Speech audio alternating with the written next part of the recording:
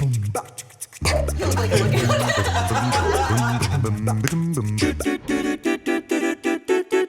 everyone, thanks for joining us. Welcome to another episode of Excessive Pop Culture Discussion. This is our weekly unscripted chat show where we talk about all the things that are happening in the world that have nothing to do with politics or the president, which is great because the world is terrible and I'd like to pretend it's not. This one's going to be a real stretch. It's like a little safe space. We hung up curtains, blue objects.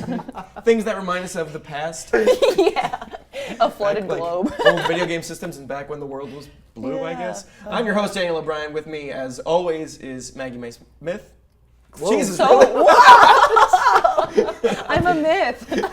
Maggie Mae Smith. Maggie Mae Fish, forgive me. We've met before. Soren Bowie. All right.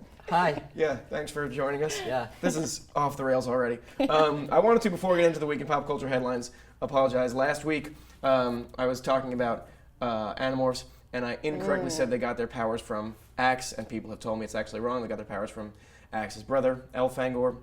And I also said that Cassie was allergic to crocodiles, when really it was Rachel who was allergic to crocodiles, and she's the one who had the crocodile split. And I am so f***ing sorry. Wow. You're all right for pointing that out. That's all of them? Yeah, you're fired now, right? Yeah, all your retractions? if I don't You can't do have this. that. You would be shocked at how many things I say on this show that I'm just making up. I think I would not be shocked. I think I know exactly how many things. I mean, those are all of my retractions. I also wanted to say that Maggie Fish Smith, who got the questions last week, got the username of every single question wrong. Because we have them on the screen when you're saying it, so people can see that it's very wrong. Is it though? Yes. What happened? I don't know. We don't know. What happened We have a Google Doc where we talk about the show and accumulate headlines, and I wrote, I'm going to mention that Maggie got every single name wrong when she read them. And she responded in the doc, haha, okay, what, all of them? Don't believe. Okay. All right. Okay.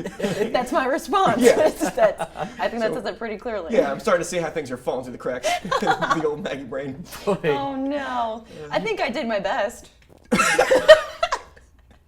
I think that if the name is just sort of milquetoast or like run of the mill, it's not a Mr. Woodles, then you don't pay attention. You just like they're all interchangeable to you, outside of Mr. Woodles. Can't be Mr. All right, that's it for retraction this week. Let's just get into the week in pop culture headlines. Soren, what do you have for us? Yeah, I don't know if you guys are familiar with a movie that was made called The Island of Dr. Moreau. I have seen this film, yes. Yeah, so it's considered one of the worst films ever made. It was supposed to be like this groundbreaking, genre-defying sci-fi movie. Like Valerian? Yeah, exactly. It was supposed to be like Valerian, and it had Val Kilmer in it, Marlon Brando. What was her name? I think I have her. Fairuza Balk. I can never remember her. Fairuza Balk. Oh. Fairuza Balk. Yes. Yeah. Yes. She was in it. Yeah. And it was just a disaster to make. There's a whole documentary about it called Lost Souls, and the original director and the writer of it, who was so excited about this project, was Richard Stanley. He got kicked off the project within like a few days of shooting, and then lived in the jungle near the set and just watched everything. And then finally was like made up as one of the animal people and snuck back on set one night and was in the movie. That might be a confusing drop-in for anyone who doesn't know what the movie is actually supposed to be about. Yes. Dr. Moreau has an island, and he's genetically engineering animal person hybrids. Yes, Right. he is. Yeah, Which it is ends. also the plot of Spy Kids 3. It is. He's on a So- magical island. All right. It's for atmosphere, like the taste of it. It's basically just picture Marlon Brando in an ice bucket hat, and then the cast of Cats, simpering about him. It's a good Marlon Brando description. right towards the end of his career when he is in full-blown, don't give a off the reservation maniac mode. Yeah. So there's a great. The story behind this is so good because he didn't give a shit on that. Val Kilmer tried to ruin the movie. Yeah, was he in it. tried to make it. He came on as like a really much smaller part. Bruce Willis was supposed to be in it in his part. Bruce Willis was going through his divorce with Demi Moore, and they were shooting in Australia, and so he couldn't travel. He wasn't allowed to leave the country, and so he couldn't make it. And then Val Kilmer took on that role. Decided James Woods' role, which was also supposed to be in the movie, was better because he had like 40% fewer shoot days, and so just took that role instead. And he was a nightmare. Like he was putting cigarettes out on people and stuff like Yeah, that that's on right. set. And at one point he made Richard Stanley go so upset that he climbed a tree and wouldn't come down, and no one knew what to do. It was like his first big movie, and then obviously he got kicked off of it. I love this. And Like, doesn't know what to do. It's his first big movie. That's still the wrong reaction. climb a tree. Sorry, I was new. You know how when you're scared, you climb trees. When he thought that he was going to get kicked off the movie, he commissioned the help of a warlock named Skip. Oh yeah, a that's British right. warlock to I try. asked him what to do. Yeah. I don't want to make too many judgments, but Skip's not an above board warlock. Yeah, he's not, and this is not the top brass of the warlock community. So anyway, Richard Stanley was not prepared for this, and the whole thing was just unmitigated disaster. There's problems with like the location stuff, but they're going to remake it now, and the person that they want to direct it is Richard Stanley. So it's all Precious. They got him to come down. it all comes full circle. He's emerged from the jungle and is ready to direct again. Hasn't had really a project other than documentaries since this. Right. It was just he got blackballed or something after this happened, and now the industry's ready to have Richard Stanley try this again. Why would I don't know, because Marlon Brando's dead now, and they think maybe that was the instigating factor. Nobody in the world wants this movie to exist. Right, No even one saw him. No one saw Island of Dr. Moreau and was like, there's a good thing in there. There's some cool stuff. If you watch Lost Souls, you see some of his concept art and like what he was trying to do with the movie, and it is kind of cool. He has some really good ideas. But he's also crazy. Yeah, he's a little crazy. Like they shouldn't let him hit anywhere near a set. Because now that Val Kilmer is sort of approaching peak crazy Oh yeah. lunatic years, he can be the Marlon Brando part. Oh my God! Yeah. Absolutely, he could. That would be perfect. Yeah, Richard Stanley is. You know exactly who he is as soon as you see him. He's an Englishman who wears a cowboy hat and a bunch of jade, like jade rings and belt buckles and stuff like that, like Wiccan necklaces, and he. I don't know. It's like a real identity crisis he's been having for the last 30 years. I just feel like they're going to put a lot of money into getting this together. Day one's going to happen. 3 people are going to die on set. Very well might And they're happen. going to be like, I mean, this movie's cursed. Yeah. And they're gonna try it again. Somebody saw Lost Souls and was like, I think he might make a really good movie, and so they're gonna try it again. Okay, and then maybe he'll make a good Dr. Moreau movie, and then as soon as it opens to a great success, his curse will be lifted and he can move on. And he's just like, I can die now, and he just goes. Yeah. Ironically, Dr. Moreau is actually the name of the monster. Oh, okay, got it. Yeah. The okay, doctor's that name makes was sense. Island. oh, And he made the monster Dr. Moreau. Yeah. You know what? Maybe they were going to pick a female-led, female-directed film. They were like, or What about this guy? Who climbs trees real have good? you seen this film? I don't know, Girls Trip didn't do well. Yes, it did. Well, I don't give a shit. We're making another Moreau movie with this guy. He's earned it. I'm going to do my quick thing this week. I usually care very deeply about how to pronounce the names that I bring up on this show. Yeah, of course, Maggie I Mae don't Smith. know what that means. Yeah. But not like my lack of respect for this person wins the day. Martin Schkreli, however you do that, is. Have you seen the transcripts for the juror selection process for him? I pulled it up on my tabs and didn't. It's Oh, you read it? amazing. Oh, God. Because it's so hard to find people who are impartial. Because this is such a. He's not even on trial for the thing that we're all mad at him for. Right. And it's really funny to read the transcripts because the court is always like, I understand you're unhappy that he rose the price of AIDS medication, but that has nothing to do with this trial. Can you be impartial on other things? I'm like, no, I can't. So it's like the people, juror number 52, when I walked in here today, I looked at him, and in my head, that's a snake.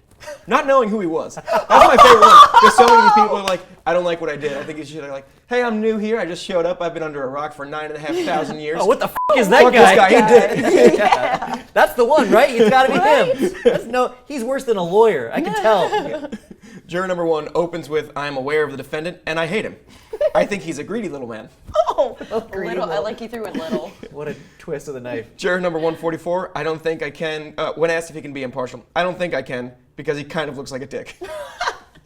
Anatomically. Juror number 59 might be my favorite. Your Honor, totally he is guilty, and in no way can I let him slide out of anything. And they're like, all right, that's fine, you're dismissed. And he disrespected the Wu-Tang Clan. It's like,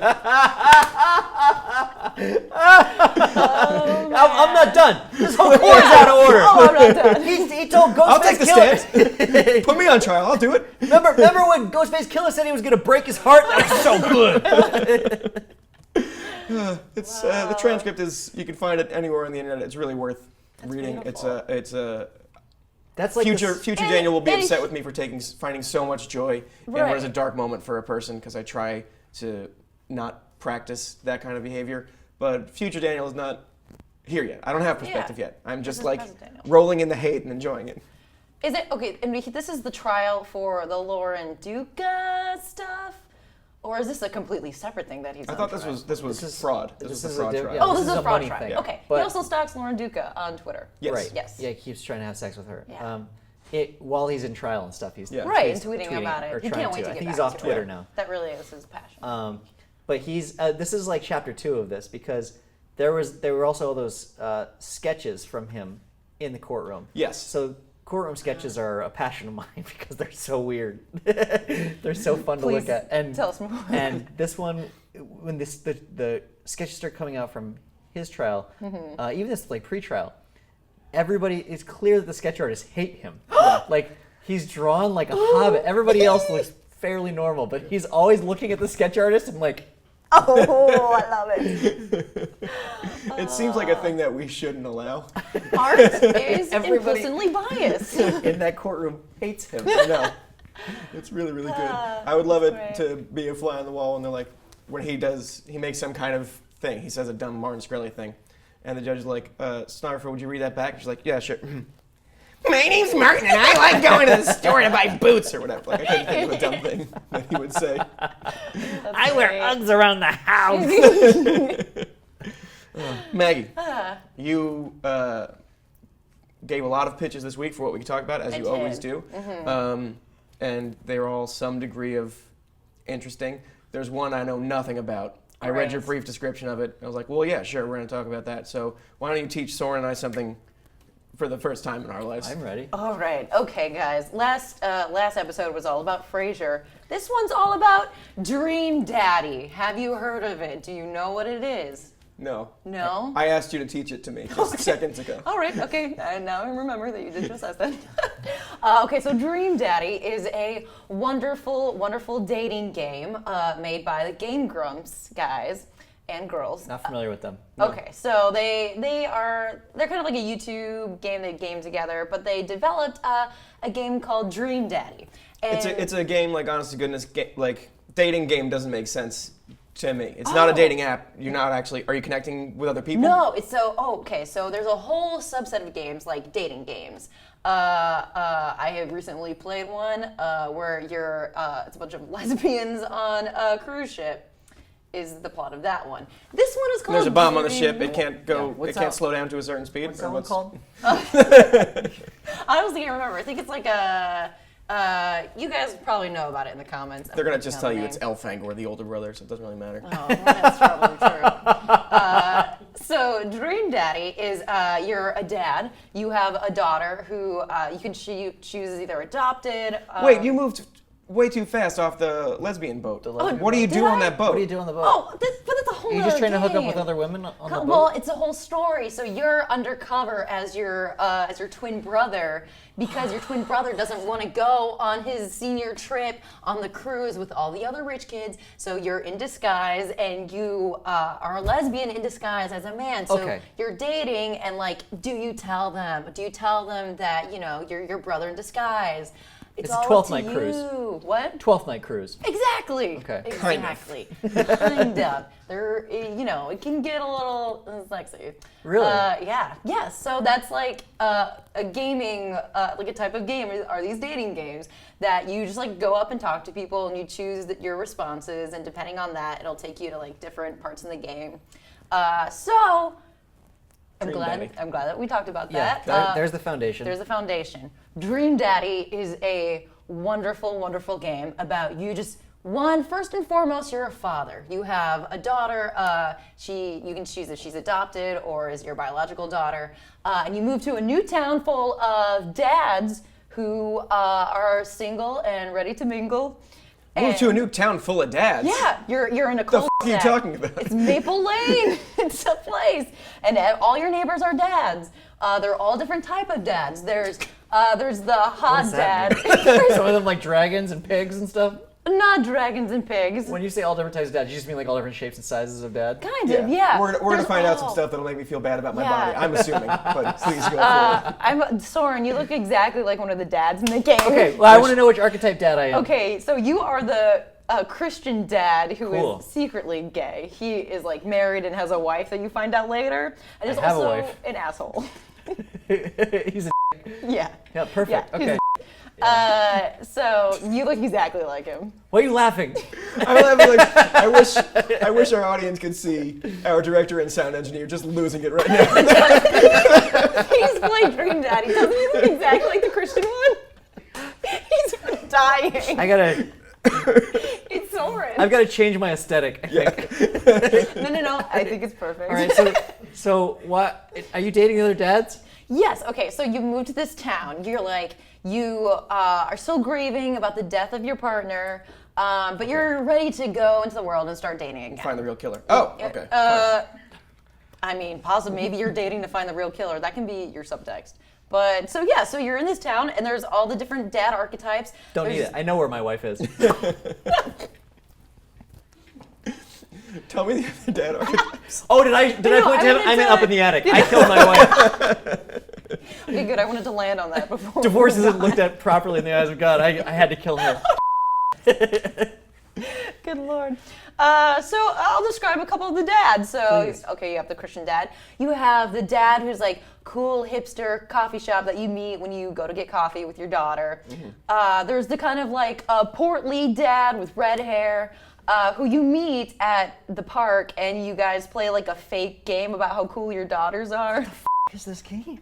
There's like a game inside the game that's... There are games. About how cool your daughters are? Yeah. Yeah, so the story of it is that your daughter's having a rough time in the new town. So Her mom's dead, and everybody's dads. Exactly. It's just all dads now. There's a lot of dads. And there's she's a like, lot I to don't need deal more with." dads. Exactly. So like a large chunk of it is actually you just like relating to your daughter and trying to be a good dad and like making her laugh by like telling dad jokes and like being there for her when she's feeling emotional. It's your face. It's actual like dad So work. tangibly, how does that work? If she's feeling in the dumps, and Yeah. then do I get like a choice of like phrases I can say to her? Yes. And then I'll just pick one, and Yeah. sometimes it's like, you always know how to cheer me up, Dad. Or she runs to her room. Yeah, kind Depending on of. what It it seems yeah, like the- depending on what you say. It seems like the game should be emotional maintenance on your daughter and not like Yo, what's this? not gay like the dad dating Well, part you know where it's what? like my daughter's really broken up about the death of her mother. You know what'll really cheer her up is this red-haired guy in the Sex, park. Yes. Yes, that is basically the story of the game. But I mean, there's actually this game in particular does not have a lot of sex. It's a lot of the like stuff of dating of like, oh, was that a date or wasn't a date? Like, did I say the right thing? Like, is he gonna Oh. call me back? So not all the dads are gay. All the dads are gay, but there's not a lot of That old Mamas and the sex. Papas song. All the dads are gay. All the Dads dads are gay. Yes. It's a fantastic game. It has like the emotional burden of like raising a daughter while also, you know, just like being yourself and entering the dating world. How does time go in the game? Like, do you make progress with your daughter's emotional stability as time goes on, or is every day a new challenge? You do make progress, and she is upset about something particular that you are trying to get to the root of. Okay. Like you don't exactly know why she's upset. You have a meeting with a teacher who's very hot, by the way. That's another guy. He's the teacher. Is Has he got gay? yes, very gay. They're all very gay. so I They got all, a they all chance. They're all stand- very gay. Yeah, they stand with their hips like thrusting outwards. All of the characters. Oh, like none of the gay they all- people I've ever met in my life. yeah.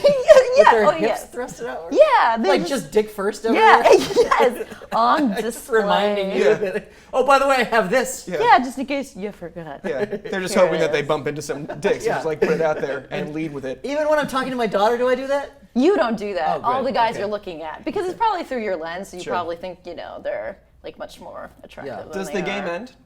The game ends. Does it end when your daughter gets fixed, or when you get Or when I fixed have up? sex with another dad? I think hopefully you can resolve both storylines, but it is a little tricky because so there are 7 dads in total that you can date, Okay.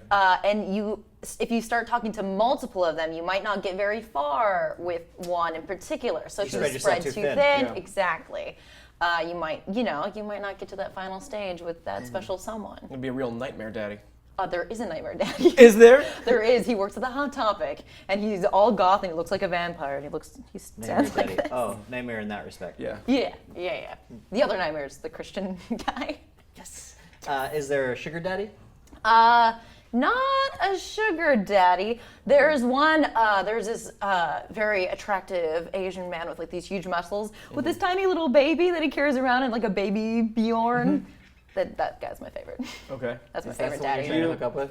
Yeah. That's my favorite daddy. Yeah. If you have a favorite daddy, why don't you just spend the game trying to romance that one daddy? Like, why even bother playing a video game? You gotta that make him has jelly. You gotta make it, or maybe you're curious. There's 7 in total, so that's kind of a lot to choose from. Yeah. I'm bringing in some real world stuff. Obviously, into this where it's like, no, why don't you just pick someone you like and then like relentlessly pursue them? Oh no, Daniel, we need to talk. Okay. Oh God. Yeah, that's Dream Daddy. It's a fantastic game. What is it on? It's on Steam. It's What only is Steam? $15. Yeah, Steam is like a. Tell him, Soren. Is this one of the things you make up? Steam isn't. Are you making this up Yeah, on the spot right now? So I'll Are you give squirming? Have you. you ever heard the song Steam Heat? It's Yes. basically that. Okay. I'll give you All the the ingredients. steam is I in have it. PlayStation 4, and I Yeah. call it a PlayStation 4, and I put the video games on it. Oh. Is Steam the? Back it up. Yeah. Okay. Computer. Steam. Get Steam on your computer. Then you can download it. You can play it on your computer. It's like an emulator that I have on my computer. Yes. Okay. Yes. Thank you, Soren. Yeah. You're welcome. Great job, Soren. That was really insightful. Thank I'm you. glad you knew that. Man, I have like a Yeah. zillion more questions, but I think I know. I need to wait. Yeah. I'm pretty hung up on lesbian boat cruise too, because I think when for the first what is- blanking on the name. for the first 90 minutes of you explaining that game to me, you saying you have to disguise yourself as your twin brother. Yes. You are a woman though. Yes. So you're I thought disguising because yourself. the twin was a brother, so in my brain both were boys. Oh. Because No. One is disguising himself because Fraternal. but various imagine me being very confused, thinking a boy is disguising himself as a boy to get these Oh. lesbian. that would be Digits. Yeah. There it is. Then you said a bunch of other details about the game that I completely missed because I was really hung up Right. on brothers or twins or boys. Sex. That was the other part of the thing I was talking about. Lots of that thing. You And- guys and really what haven't are- heard of dating? There's so many Hold on. of them. Do the other- There's I mean, finish so your sentence because many you just said games. you guys really haven't heard of dating. Like you left off a very crucial part. No, It's like, that no, I I've heard of it. believe you have never heard of. I believe that. You're right. Did you meet your wife in church? Yeah, that's where we met. It was actually at Pray the Gateway camp. we met. So the other dads. Yes. They have kids of varying ages, They do. and some are boys. Yeah, yes, the creepy Christian one has 2 twins that at one point do like the Shining play with us. Yeah. The game's also very funny. There's a lot of like visual jokes and stuff. Like there's a scene where you're talking to the Christian dad and you can Stop see. pointing at me when you say that. No, I will never stop. You look so much like him. He's still laughing. There's a part where like someone wrote Jesus is coming and someone's like erasing it in the background. Visual humor. Is yes. So you say that the Soren daddy is creepy. Yes. And he has this weird little creepy world about Yes. twin daughters. Yes. So, what if you end up with him? Is there a bad dad to end up with? There is a bad dad. So I haven't played. I do not know the outcomes of all the dads, but spoiler alert, it's a bad outcome if you go with Soren. I think I'm abusive. Yeah. It sounds Don't- like sounds like there's a lot going on. Stay there. away from me, man. Yeah. Okay. I'm serious. Stay away. I sleep Where on is it. your wife, by the way? I have a lot of questions as well that we can't. No. We Yeah. can't do. We have to get into our. It's fascinating though. Thank you, You're Maggie. so Yeah. welcome. Please go out there, play Dream Daddy. Yeah. I will. So great. I mean, I'll see. I'll go and I'll look at. Go Steam, at least and if- go and if look it at the seems men. like it's a hassle. Yeah. Go Go look at the men, and then next week, well, I'll ask everyone who their favorite Dream Daddy would be. Okay. Okay. I need like a little back of the baseball card. Yeah, you'll see the name and The stats. statistics, I'll yeah. send it I to also you. I need to play the game because I like. What happens if I just ignore my daughter? It sounds like I can, Oh, and then I yeah. just focus on Interesting dating. on Sexy fixing time. me. You Yeah. know? And it's not even about dating and sexy time. It's just like I need to. If I want to be a good dad, I have to you straighten first. my life Do you out, first, yeah. and then We'll do you see. first, Ignore yours. then do all the other dads, then fix your daughter. All right, that was the week in pop culture headlines. So let's get into our main story this week.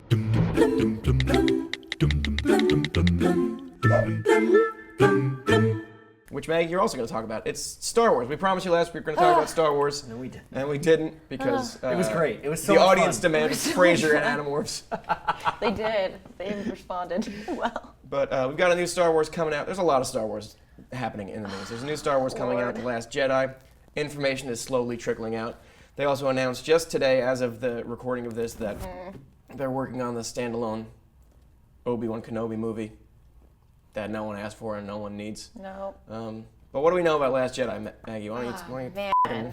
I will say, I don't think it was a slow leak. Yeah, Entertainment Weekly published like 7 full-length like essays about what the next Star Wars movie about. So first, there are a lot of red flags. I feel like that they are giving us all this information because it's either one, they just like don't care if we know what the movie is about, or 2, they are writing all of this so that if people don't like a thing, we can say it now so that they know, so that they can make changes. Oh. Because it was so much information. There's a lot in there. A lot of it's, I guess, the red flag for me is the movie is trying to tell us that Rey's family matters. Like her parent matters. And it just doesn't to me. And like there wasn't enough of it in the first movie that made me care about that. And now they're sort of forcing that point where a lot of the articles were really digging into her backstory and like she takes the first steps to finding out who her parents are. And I was like, okay, that seems important to you guys. It is just not to me. Her parents are maybe a Jedi. Right. There it is. She has magic powers. Right. And it doesn't even matter at this point because Anakin was born with midichlorians and he didn't have Jedi parents, and so it's like, oh, they could just come from anywhere. Who It gives a shit? doesn't matter who the lineage is. Yeah. The other red flag that's like tangential to that is so Luke, I guess, like one of his first lines is like, "It's time for the Jedi to end." It's like, oh, so now we have Luke who is like the Kylo, like Riley Kylo, Riley. Riley Kylo, yeah. Right, yeah. I also really care about getting the names correct. It's just like seems to be very sulky. He doesn't want to do anything with the Jedi, so it's like, oh great, is the story just going to be like Rey convincing an old man to care about something? Exactly that. It is Yes, 1,000%. that's exactly what She's it going to go all the way over there, and he's like, there shouldn't be Jedi anymore. And she's like, all right, check back with me in 45 minutes. And then in 45 minutes, he's like, I'm changed now. There should be Jedi. Right. And it's you. It's so like played Your out. parents are Jabba. Yeah. Is That would Kylo actually Ren be still the bad guy? surprising. Kylo Ren's still the bad guy. Still the bad guy. Supreme Emperor Snoke is still the bad guy too. He's the Emperor version of this, where he's pulling Kylo Ren's strings, and Kylo is like humiliated because he got beat by a girl, and he's really he's mad about sad that. and He's real angry about that. butthurt Yeah. about Well, it. maybe it's just that she wasn't or at least as far as he knows, she wasn't a Jedi. Yeah. Or maybe it was a Yeah. little girl. Speaking of girls, is what's the one? Phasma? Is that one? Captain Phasma. Phasma. Yeah. Is she back? She's back, and Ooh, she was someone cool. who looked really awesome in the first movie and then didn't do anything. Didn't do Right, anything. she's very Just Boba let Fett. them Yeah. close. Yes, open she's all the exactly Boba doors. Fett, and that's the quote that I have. Ryan Johnson, the writer-director, describing her, said, "Gwendolyn Christie is one of my favorite people, and you get to see her in action, which I think is going to be really fun. That character is just so damn cool looking. Like, okay, let's see what we can do with her. Let's put her in action and see what happens." So very what they much, should it's have Boba done. Fett. It's just like a guy's like, man, that's really cool looking. And also for a writer-director to be like, oh, you're so cool looking. Well, let's put her in action and see what happens. No. No. You don't like smash the toys together. Yeah. You write down what she does. Right, you have to Right. decide. You're God in this world. So funny because the other quote that I almost wrote down was him talking about Luke, and the way he was talking. Not very cool looking. I made him stay home. Make him stay on an island. He was like, so anyway, so that we know that Luke is over it, and a lot of this was finding out why. So it sounds like they stuck Luke on an island, and then afterwards had a right to figure out why he would be on an island and not helping the resistance, Right. and that's honestly what he talked about, was working through the process of figuring out why he wouldn't be helping all of his friends who were dying. I would I'm love starting to it. see the actual problem here. This shouldn't be fun for you, the director. This is supposed to be, I'm writer. This should be fun for me. Right. because you're supposed to be making a cool story. It's not like you get to go play pretend again the next day, and you're Right. like, and now let's like figure this part out. Right, you don't get to like try things out. And, like the movie comes out, it's like, yeah, I thought it'd be cool for if like Captain Phasma was playing like their version of football. Like, what does that look like? And the sequence didn't really come together, but I had a really good time trying it. It was fun. It's so weird. I guess, and also the other thing that I thought was so weird was after reading about Rey and how they care so much about her lineage, they were also talking about Snoke and saying like, you're gonna learn a lot about what he wants, but not a lot about where he came from. So it's like, oh, okay, so is the next movie gonna be like us suddenly caring about where he comes from? I wonder if they.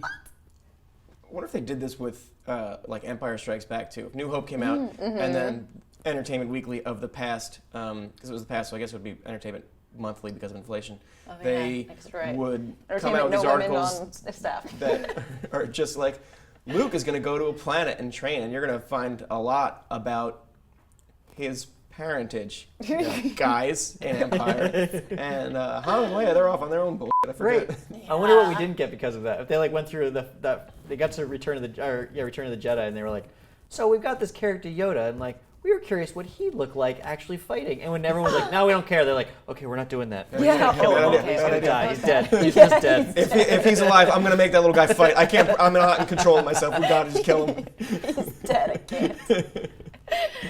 Yeah. These might end up being bad. I think they're going to be pretty bad. I think they're gonna be pretty bad. I liked Force Awakens. I thought it was a fun Star Wars movie. Yeah. I didn't like Rogue One. I thought it was a sad, boring Star Wars movie.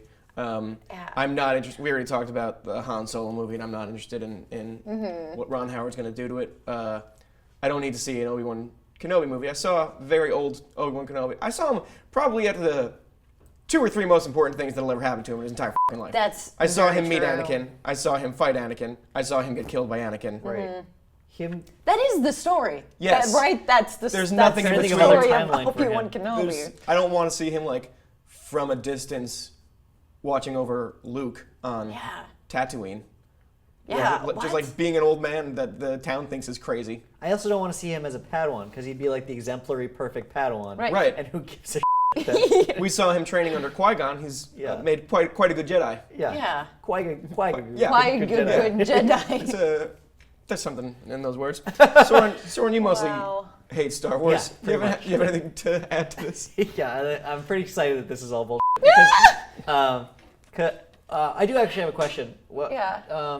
Just He Chewbacca works now at Hot dark and Topic brooding? and he looks like a vampire. Is he dark and brooding? He definitely has more of an attitude, I would say. Because he lost his buddy, right? In the last He one. lost He lost best his friend. best Oh, friend. he is going to be sad. And there's like a picture that came on the internet where he's in the Millennium Falcon with some weird little rabbit monster called a porg. A I think porg. is what it is. It's like You his did new think little, those were cute, little actually. alien buddy. It's a Okay. cute Oh, little right, thing. little It's bird definitely things. a cute Yeah. bird things. Yeah, I think so. I'm thinking bunny. What is I'm this animal? thinking guinea pig. Okay, Okay. Oh, boy. we're closer to Here being. we all go. Is it bipedal though? I think that's why I thought it was a bird. Oh, I think it walked around on 2 legs. Anyway, It's got it bunny doesn't. ears. It honestly It's got does not one- matter. Yeah. The, Seems like Chewie quickly replaced Han Solo with something that looks functionally useless. Yeah, with in any slightly situation. more spunk. Yeah. can't even That's it. put a bandolier on that thing. No.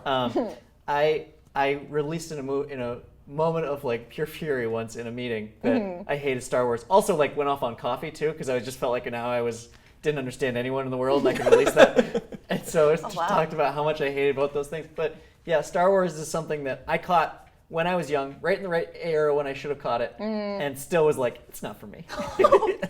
Yeah, well, maybe it's for the other children who, didn't get everything that they wanted. That could be, yeah. Yeah. I mean, Yeah. I do know that like, they call it a last hope, and I honestly have never hoped for anything New in my hope. life, so A New Hope. I don't know New Hope. quite how that would go. New Hope.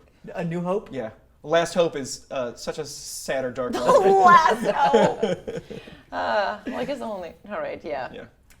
Yeah, I really did I liked Rogue One, and I thought Force Awakens was so-so. Yeah. The story bored me because it was the same. I think a lot of people agree with you. Cody Johnston, who sat here once, hated it and asked to never be asked to do this again. You hated He hated this, yeah. Force Awakens? No, he hated This doing show. it. Just chair. Yeah, He liked it more afterwards. He thought it was a little bit fun. yeah. But he didn't like Force Awakens and he did like Rogue One. Yeah.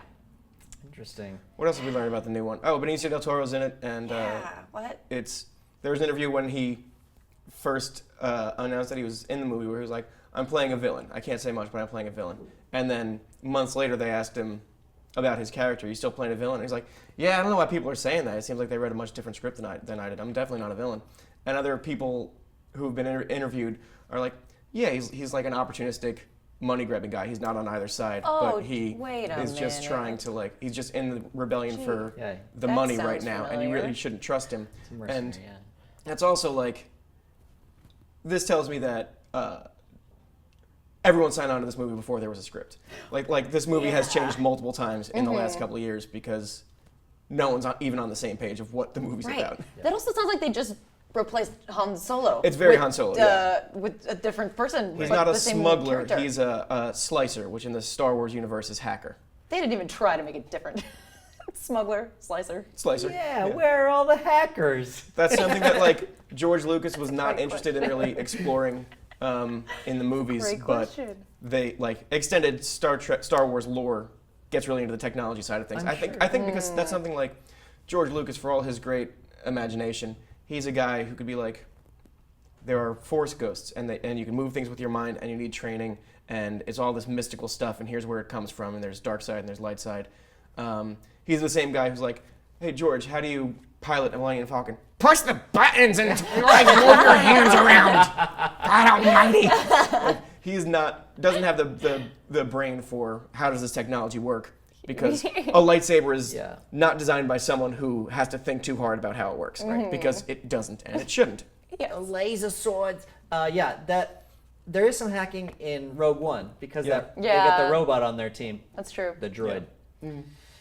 Yeah, please watch your language. And they're, wow, and they're doing hacking now. They've got Benicio del Toro, who's like a badass, aloof slicer. That's going to bring up so many questions about plot points in other films. It sounds so much more elegant than hacker. Man, I do. It Hacker does. feels so roughshod. Yeah. And Slicer's like, oh no, we know what we're doing. Slicer, he is a surgeon. He's going in there with precision. Yeah. And it does change a lot of things, because in the past, the Slicer was just, R2, can you stick your in that thing and make the doors open?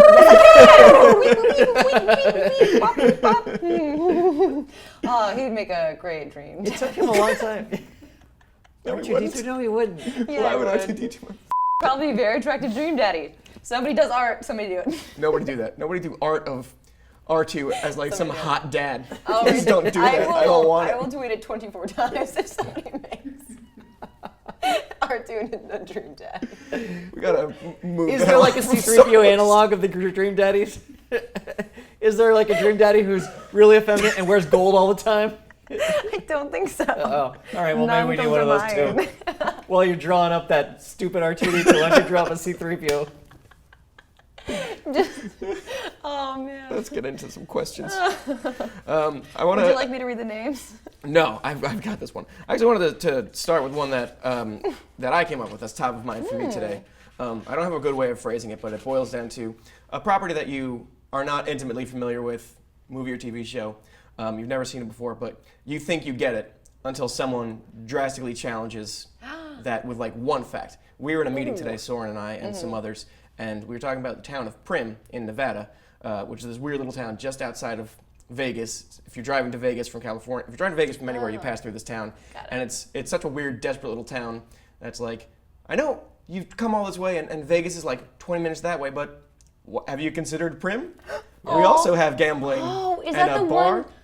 Every time I go, the first time I drove, I thought that was Vegas, and I was like, No, Yeah, no, it has that huge mill or steamboat. Yeah, thing yes, outside. yeah. Whiskey Pete's, and it's I just drive through laughing every time. Like, you're not gonna.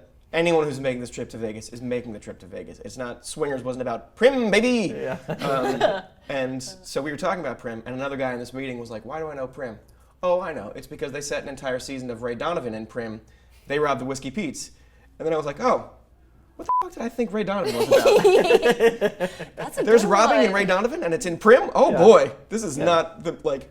Yeah. If I had to go on a game show, because I in this business we sort of pride ourselves on being able to do a Cliff Notes version of things we haven't seen. Like we've been editing articles at this website for 10 years, and there's going to be stuff. We're definitely writing jokes about things that we haven't seen, so you get like a passing familiarity with almost everything.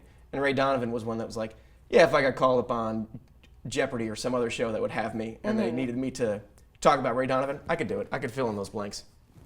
I cannot, it turns out. I felt the same way about, and I'm giving you guys lots of, I'm front porching this so you have time to think about it. Thanks, Bob. The show Franklin and Bash, I low-key became obsessed with for a couple of years. I had never seen an episode. I had decided what it was, and I would live tweet episodes of it when they weren't airing over the course of like 3 days. I would pull out quotes, and it was all like very silly and fantastic. But it was still in my head. I would go to sleep thinking Franklin and Bash is about two friends who are lawyers, and their names are Franklin and Bash, Right. and they do like legal stuff. Wait, is this not?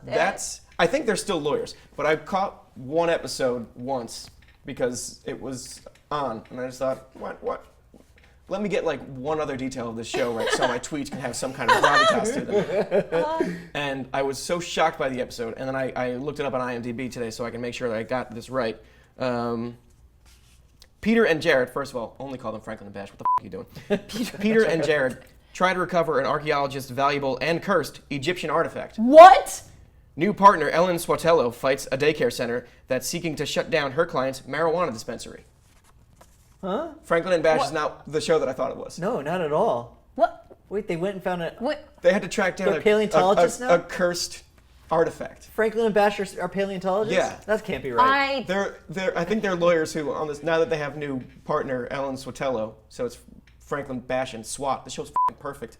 Now that she's doing the legal stuff of fighting a daycare center that wants to tear down a marijuana dispensary, Yeah. now that she's doing all that, they can do their low-key Indiana Jones adventures on the side. The bad guys are the daycare? What? Yes. Okay, great. I It turns out I don't know anything about that show either. I know.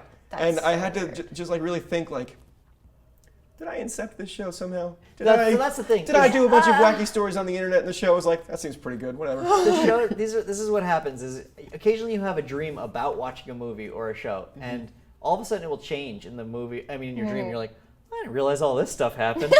And like you'll just sort of accept it. And when it happens in the real world, I have to check in to see if like, I bet I'm dreaming. Is this how I found out I have powers? So for me, Bones is that show. Bones is a show that I knew nothing about, and I had a roommate, and he and I always joked that on Bones, it was just we couldn't figure out who was Bones or if all of them were Bones, and like that they all just called each other Bones the whole time. And I thought it was at first. I thought it was just about like a cold case. These cold case people who like would go and like check on decomposing bodies and be like, Just check up here's on something everybody else missed. Look at this bullet hole in the skull, and like they'd solve crimes that way. But then like they started showing up. They carry guns. Yeah. And Booth carries a And shotgun. they're dating. It's kind of a love story. yeah, too. why do they need guns? Like, why are they solving the crime? Stay down, body. Booth is Stay law down. enforcement. So Booth I don't know. Booth is When you David say Booth, Boreanaz. is that boy or girl? It's boy, yeah. Okay. But even though you're right, Bones is a boy's name. Bones in this show is a girl. Yeah. Okay, And that's they call- like- Zooey Deschanel's Why would sister. you name Yeah. your kid Bones? Because you want to like dictate the path that they're going to be going on. And so she's like cold and emotionless, and she's Bones, and every episode starts with some jogger finding a bunch of bones in the park. And then they have to go Hey, solve Bones, it. I found some They bring it to bones. their institute, and like everyone in there is kind That's of a what I thought. I different thought it was a expert. school, like a college, or like some place where. Some like forensic place, but they also interview suspects. There's a law and order part to it too. Yeah, where it's they're, a lot- none bringing of that in people, belongs there. Wow. and sometimes he has to shoot people with a shotgun. Booth Right. has a shotgun. He's also raising a kid. He's Yeah. a really good dad. And they're dating. He's a dad. Right. Yeah, Yeah. he's a dream daddy. He's a dream daddy. And now they're dating. Shotgun. And, Is his wife dead, or is she? Is Yeah, I she think Bones she's- now? I think she's dead, no. This there's is also- my wife. you should. Oh, I love that I get to give this to you. One of the characters who works in the lab is a serial killer. We find out they're tracking a serial killer the entire season. Is it an old man, or No, is that CSI? it's like a young sweet boy. Okay, hold on. Hmm. I may be I'd conflating stop shows talking. at this point now. On Bones, is there also a woman in the lab who has like she's sort of goth and has really dark? No, that's NCIS. NCIS. Okay, all right, Yeah. cool. I'm gonna write all this down. He's got his flashcards for the different crime shows. Do you have one of those shows? I do. I guess it's a movie, and I think I talked about this briefly in a past episode. But Beetlejuice, I think I just assumed that it was about like a really like fun, cool devil character. You saw the cartoon, maybe. Like, Yeah, I think that like incepted my brain, and I used to have nightmares about Beetlejuice before even like watching anything about it, and so I thought it was like a funny fun. I thought he was like a good guy, and then I watched It's like an impish prankster who's upsetting like the corporate dads and moms of the world. Yeah. Right. No, it's that's not that not at at all the story at all. I didn't know that. he is the antagonist throughout the whole thing. Yeah, yes. When you came here a couple weeks ago to talk about whatever we ended up talking about that week, I didn't realize that you hadn't seen Beetlejuice before. I thought you'd found a scoop because you came in and you were like, I watched Beetlejuice last night. He is not a good guy. And we're just like, Are we supposed to talk about? I mean, definitely don't watch Scarface. He's pretty bad too. Yeah, no, I had no idea. I watched it, and he's the worst. He's also the worst part of that movie. It's a fantastic. Disagree. I don't know. Disagree. What would the movie be Alright. without him? Just them scaring Catherine O'Hara? Yeah, it's great. Without That's the him, real it's just story. this amazing dead couple watching their home get destroyed. Yeah, and they have to figure out a way. You befriend the daughter to figure out a way to all become friends. Why the is loose he even cannon. in this movie? They befriend also? the contemplating suicide daughter who hates her life so much that she wants to be a ghost. And they Okay. both It's become basically friends and Winona save Ryder each from other. Heathers Yes. showing up in that movie. Right. Yeah. I don't actually, with the plot, now that I said it out loud, I don't understand why Beetlejuice is in this movie or why it's named Beetlejuice. Why well, is he there? I don't know what to do. Yeah, I mean, do you want me to explain it to you? They contract his help because he's such a loose cannon and because he specializes in hauntings to like get He people out of your house. says, but he lies throughout the whole movie. Why would you trust that guy? He does a pretty good job of that. Everything that he promises to do, yes. he was getting them out of the house. He shoots Robert Goulet through the ceiling. That's He true. makes Otho feel pretty bad indeed. Yeah. Maybe takes his pants off or something. I don't get it. I will say, I think Michael Keaton does a great job. Very committed. It's one of the best performances of all time. It's great. It's great. I don't understand why it is. It's fun. I don't get it. Yeah, Anyways. I think those are my blind spots that were corrected that I can think of. Every once in a while, I throw details of Doctor Strangelove at you to challenge what you think of that movie. is it might as well be 12 hours long. Like, there's so many, everything I learn about that movie, I'm like, that's a completely different. There's no way. Cody and I Right. both just found out that One Tree Hill is about basketball. Oh, And like that's one that I wasn't going through my life thinking that show's not about basketball. I didn't really think too hard on it, but I thought a teen drama thing where it's like attractive yeah. 28-years pretending to be It's 17. about. thing, yeah. I'm sorry. It's about the One Tree Ravens and their final couple years together as a team. Will they make it? Will they not make it? Will Chad Michael Murray find love of his life? Did they make it? A lot of people die. I actually don't remember. What? How the basketball That's team not the. goes. When you say make it, you mean like actually survive till the end of their Yeah, season. a lot of people do die in this movie. or It show. sounds like just like one long extended version of the second season of Friday Night Lights, and I hate it. Ooh, yeah, that's actually There pretty was good. there's an oral history that we talked about this last week about the dog that eats the heart, and the writers mentioned that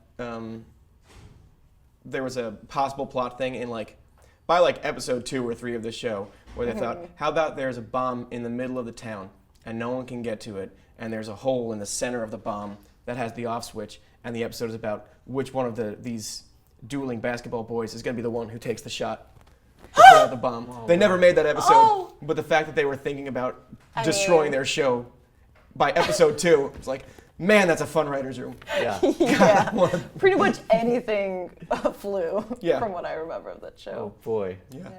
All right, let's get into questions from actual readers.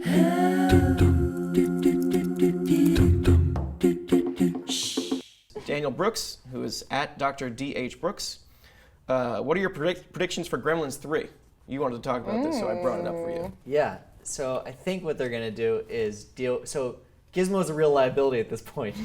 The only reason that we've ever had the first 2 Gremlins is because of Gizmo. Right. And the director has, I mean not the director, the writer has hinted a little bit at how dark his script is. And I think it is, the whole script might be about we got to get rid of Gizmo. How are we going to kill this little thing? Right. Because he's so cute. And and trying to. I'm sure that there's some other Gremlins outbreak during it. But dealing with those gremlins, you're also at the same time trying to decide if you just need to kill Gizmo and the species. And do we have the right to just like wipe out a species? Right. Can't we play God? We are killing mosquitoes currently. Yeah. Yeah, we're engineering mosquitoes that don't accept. To be the fair, malaria they're killing virus. us Also, way harder. That's true. That's true. Yeah, it's more of a punch back.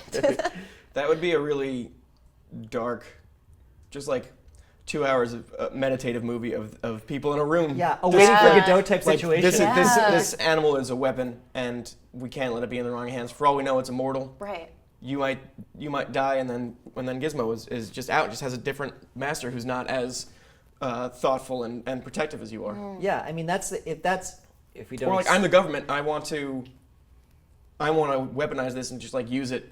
Right. This is free. This is a free weapon against our enemies. I just make a bunch of gremlins in. I don't know. It's a morality Where's a place that tale. we all hate right now? I'm not gonna pull the trigger on that one. A fictional place. A fictional place shows up. Let's go to Moscow. Let's Okay. go to Moscow. Moscow. There's Let's so get to Moscow. there. If you don't include the expanded universe of the Gremlins franchise, But which you there must. is one, then this is the life cycle of Gizmo. That one of these little things turns into these gremlins. That's like basically their puberty. Yeah. Like this, and so that's all your words saying is like this thing we don't get along at all. So we're just gonna wipe it out. Right, because he's supposed to be Right. the larger green monster. That's what he's supposed to turn into. supposed to, When we're Mhm. suspending him in adolescence, the way that Pikachu refused to evolve in that one season of Pokemon. Are you satisfied, nerds? Such a great episode. Pikachu's goodbye. Cry every time I see it. That could be a fun Gremlins 3. Which of these do I want to do? Little Mac, Little M600 77743. H3. I can't read my writing. This is going to come back and bite me. This is how it happens. This is how it happens. What was your go-to movie or song as a kid after a rough day at school? Now, Soren, just for context, some people have rough days. When they're younger, when they're in high school or middle yes. school. Like where Someone they're just is- like a little rough in the. No. No. Someone is mean to them. They don't. when Maybe you're they don't a get a very hairy good. They don't get a good girl. grade, or Yeah. they're like an alarmingly hairy girl. Me. So Okay.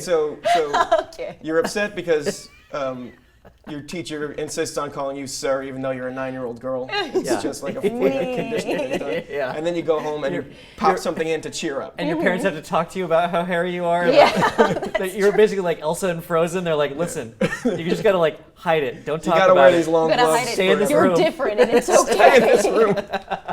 But just wear these Yeah. stockings. You're different. It's okay, but we can't have you playing with your sister. You're just so fucking hairy.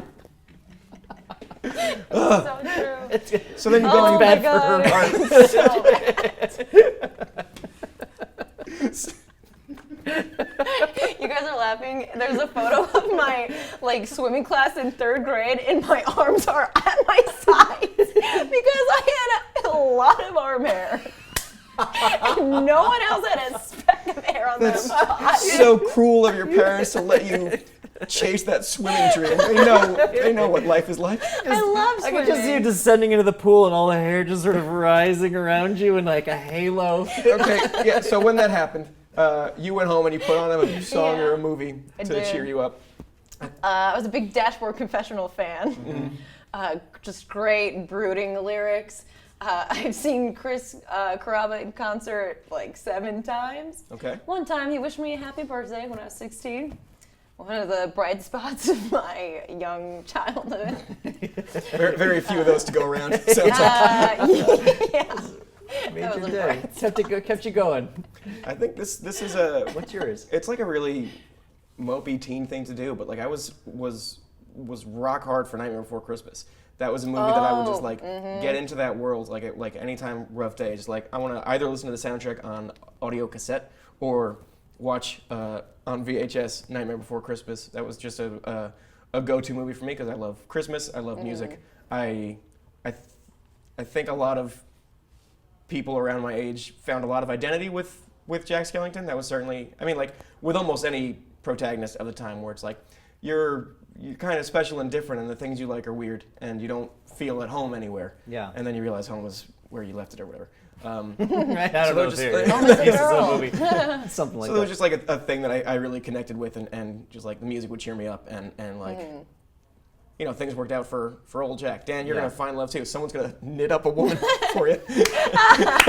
Someday. Mine Someone was, someday. I don't even know if this will register because it was so specific and niche, but I was a fan of a group called the Bouncing Souls when I was younger. Oh. And there was a song called Kid when I was probably like 11 or 12. That was, if things weren't going well, like there was a girl that I liked or something like that, and I just didn't know what to do or like how to be around her. You didn't know or- how to get that dream daddy. Yeah, Answer all or the wrong things weren't questions. going well in classes. Like teachers were like sort of just felt like they were turning on me. Like they're like, I don't know, this is a good kid. They were finding you out. Then I would go home and listen to the song, and like it's an old punk song, and it feels so. There's a lot of like that angst to it that Yeah. feels really good when you're that age, and then the lyrics are all really kind. They're like, you're a good kid, you still got the fire in you.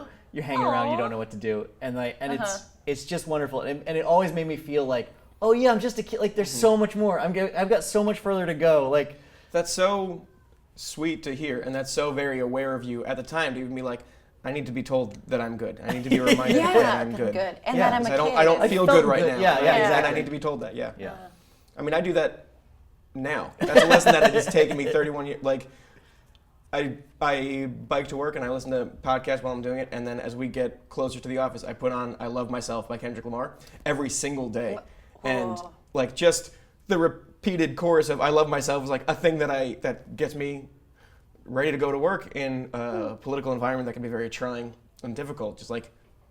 Just Soren as a child, who like now you have like self-confidence, I'm sure, so you don't need some adults to tell you that you're okay. It was really nice at the time. Though. It was Specifically. very, very calming, and it was like it felt like you were still in the narrative of your own life. Like Yeah. this is the part of your narrative where you're like, things aren't working out, but it's okay because everything's gonna be fine in the future. Yeah. And That's great. it was really wonderful, and it was nice to listen to. Yeah. Nice. Everyone listened to that Bouncing Soul song, Kid. Kid, great. Anxious Herzog says, what was your most traumatic movie TV watching experience as a kid? Werner I have Herzog so wants to know many. that? Anxious Herzog. His Werner Herzog. Warner's brother Anxious. Okay. Oh, gotcha. Man, I used to have a list of movies that would make me cry so I couldn't watch them. Cry like scary, like heartbreaking, sobby, weeping, like Bicentennial Man. or off. Heartbreaking. Did you say what movie made you cry as a kid? No, it was most traumatic movie TV Yeah, watching. I had a Okay. list of traumatic movies I could watch. That, oh man, there are so many of them. Bicentennial Man. Yeah, the one where they shoot the dog. What is that? Did they do that in Bicentennial Man? No. Oh, Old Yeller? Old Yeller. Or Where the Red Fern Grows? Ooh, there's two of them. I think Yeah. there's one more where a dog dies. Cujo, and- but it's a good thing. I think That was good. yeah, I had a lot. I think I had more books that that affected me emotionally than like a movie or TV. Like traumatic scared me. Jack Nicholson and James Spader in Wolf. That really scared me. It's not a very scary movie, but at the end when James Spader is his version of turning into Wolfman, he just naturally has very crazy eyes, and now he's like super strong and fast and like really terrified me. Like that was a movie that I couldn't sleep for days thinking about it because every time I closed my eyes I saw Wolfman. Right. But like traumatic, like heartbreaking, weepy stuff, it was Where the Red Fern Grows, where two dogs die.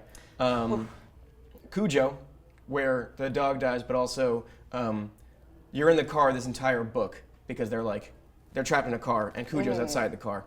And it's a mother and her son who is prone to seizures already, and there's like greenhouse effect. They're in a car in the hot sun. Yeah. And she finally gets out and kills the rabid dog, and the boy dies anyway. The boy just like dies in the car while she's having this didn't know dramatic that. fight. Whoa. Yeah, and Bridge to Terabithia, another one where a child dies. Yeah, I read those three spoiler. books, I think, in the same summer. Oh, and like no. Cujo, I was not at the age where you should read Cujo because it's really scary, and they talk about blowjobs in it, and a kid dies. That's fun. And that like Well, not that second part. There's only two characters in that, and they're in a car, and know. it's a mom and a son, and they Yeah. talk about And blowjobs. blowjobs? No, well she thinks back to the time that she Had her first cheated on her blowjob? husband. Oh, okay. And I like went to my parents' room in the middle of the night when I finished reading it at 4 o'clock in the morning. I was like, why would you let me read this book where Tim dies? And my mom was just like, you wanted to read it? To be adult. Yeah. For me, the really sad one was The Day No Pigs Would Die. Was a really tough. That no pigs would die? Yeah, The Day No Pigs Would Die.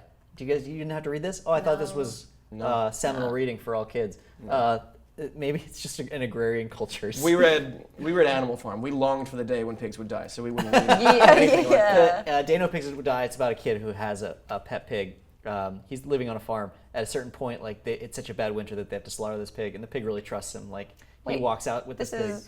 And then, Charlotte's Web. And then his dad also dies. So it's a very, very sad book. And we used to do this thing, my mom and I, where we would each read a page so that I would get used to reading when I was young. And we get to this part, and I'm trying really hard not to cry, so I keep pretending like I'm losing my place. And I have to find it again. And so that my voice wouldn't crack when I was reading it. That was a brutal one for me. As far as terror, it was Nightmare on Elm Street. I went to a friend's house, and it was these bad kids that lived up the road from us, whose last name they were the True Loves. Their last name was the True Loves. But bad kids. And they were watching it, and I was way too young for it. And there was a scene where this boy is in the next room next to his parents, and they had only a door between them. Mm-hmm. And he's in the middle of a dream, obviously, but he is up against the door, and he's shouting for his parents and knocking on their door, and they're just sort of like, what's going on over there? And they can't help him. They don't notice it yet, and it's too late. And then they see the claws come through the door, as I remember it. The claws come through the door and kill him.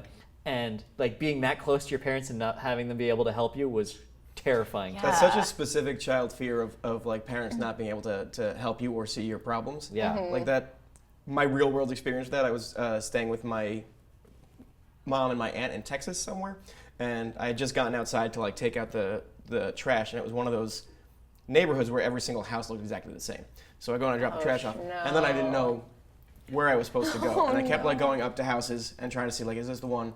Is this the one? And then I eventually just went to the middle of the street. Was I hope someone will see me crying here in the street. Really freaked out. And why hasn't anyone come out? Because I feel like I've been dropping off trash for fucking days. And my aunt finally comes out and grabs me, and what she said was, "Were you lost?"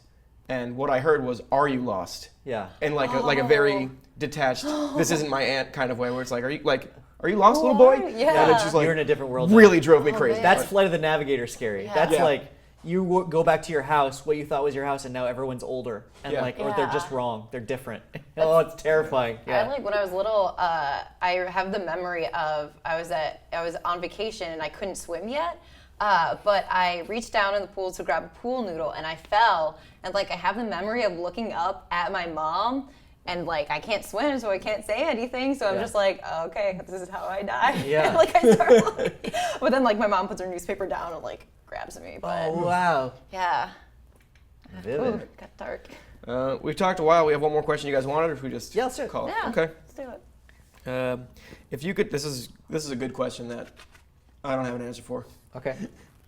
If you could see one movie protagonist in a different movie setting, what would you like to see? Oh, ooh. Oh boy. Yeah. Right? Dang. I think I'd want I'm trying to think of someone like a Han Solo type in a Demolition Man type world, someone with flexible morals in a fairly upstanding place where a guy with no moral compromise, with no real moral code, can really squeeze a few pennies together and make more pennies. Just someone who could show up in a... He knows how to wet his beak. Yeah. Someone who could show up in a world where they have lots of rules and everyone lives peacefully, and it's you guys need a dreamer. You guys need the Music Man. You need a monorail salesman to come in here and do some flim-flamming. Flamming. Oh, that's funny. I guess I would want to... With a capital P that rhymes with D, and that stands for demolition. Man. Capital P. D. What? Oh, sorry, it's a song for Music Man. Oh, no, I got it. Okay. That's a good one. You had one, yeah. Yeah, I guess I think I would want to see someone like The Thing from Fantastic Four, or someone like that, in a rom-com. Give them love. That's all they want. They can't relate to society. They're very ugly. But doesn't he in Fantastic Four 2, Rise of the Silver Surfer? Doesn't he date that blind woman? Right, which is great, fantastic. I would love to see like another, That is, yeah. shunned by society, give him a run. Any superhero in a movie where you don't have to do any superheroing at all, like just Yeah. Captain America dealing with adjusting to his life, or someone with like undeniable constant powers that are just on display for people just having to go to the market and live. Yeah, I do like that. Or having to solve problems that aren't related to their powers. Yeah, and how Superman inept really they would trying to be. deal with poverty in, Yeah. Metropolis, and like trying to figure out how that would even go about doing that. Right. I think mine would probably be somewhat like a loner badass, like Snake Eyes from G.I. Joe, but just in a I Am Legend scenario. So where he's the only one, and he's surrounded by hordes of these things that are trying to kill him constantly, but he's really just awesome, kick-ass at fighting, and that's all he does the whole movie. Right. And already is a guy who doesn't need other people. He's not the entire time thing isn't a dilemma for him. Right, not worried about his family or his Just- dog. As soon as he or- finds out that he's like, oh, I had carried the immunity. Oh, you guys are so. I'm the last guy on the planet. Yeah. You wanted this. This is the dumbest virus ever. My name is Snake Eyes, but I'm changing it to Legend. Do you understand?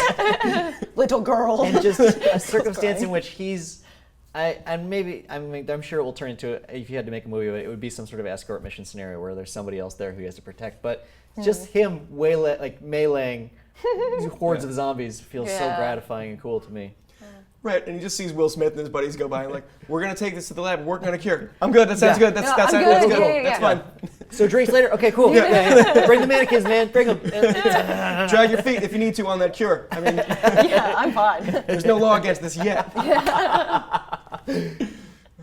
Somebody. That's actually really cool. Yeah, somebody who's like not meant for somebody who's not meant for our society at all. Like they just don't fit in, and things are not going well for them. And then this thing happens, and everyone's like, or he's like, oh, This thank is God. what Yeah, this is what I'm made for. Wow. Right, they I always hated make paying those bills. like the villains in Walking Dead right now with people who like Shane, who is like, yeah, I didn't really fit in for the old world, but I'm pretty well suited for being a monster. Yeah. Or monster hunter. Show's still going, huh? Yeah. Oh God, yeah, forever. Wow. But that's our week. We've talked for a long time. These are getting longer, guys. Oh, and no. pretty off the rails. Also, pretty personal. Getting real personal. Getting very personal. Oh. But thanks again for joining us, Dame Maggie Smith. No, thank you. That should have been it. If I could go back in time, I would change my Twitter handle to that. No, I wouldn't. Dave Maggie Smith. That wouldn't be confusing at all. Well, what is your actual Twitter handle so people can find you on the internet? Yes, it is Maggie Mayfish, and I am going to be streaming Dream Daddy. So if you're curious, find me on Twitch. Same name. I'm going to play it. I'm Soren. You can find me on Twitter at this address right here.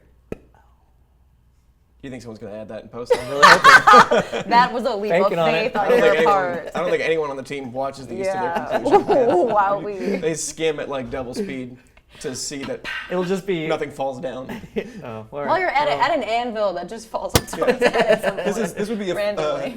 tremendous opportunity for our editor to be like, man, you, I watch everything. And he just, now my head is super giant. Just like different ways to ruin the show. Anyway, do whatever you want, Jeff. I'm Dan O'Brien. You can find me at DOB_INC on Twitter and nowhere else. Thanks for watching.